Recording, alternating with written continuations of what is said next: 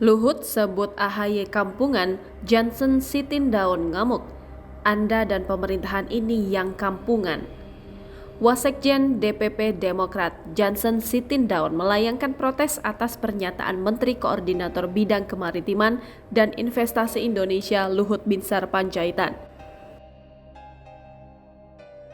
Dirinya pun memprotes keras atas pernyataan Luhut yang menyebut Ketua Umum Partai Demokrat Agus Harimurti Yudhoyono atau AHY kampungan.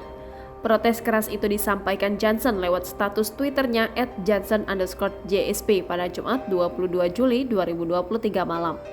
Dirinya menyampaikan 8 poin terkait pernyataan Luhut yang menyebut AHY kampungan, begal Partai Demokrat yang dilakukan oleh Kepala Staf Kepresidenan Republik Indonesia Muldoko.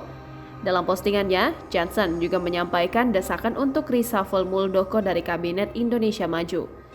Soal Muldoko ini kami sejak awal sudah meminta ke Pak Jokowi untuk mereshuffle Muldoko.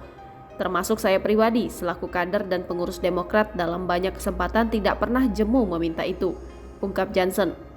Agar pemerintah termasuk Presiden terhindar dari tuduhan macam-macam, namun faktanya sampai saat ini dia terus dipertahankan, jelasnya. Johnson pun dalam statusnya membandingkan prestasi ketika era kepemimpinan Susilo Bambang Yudhoyono dan Joko Widodo.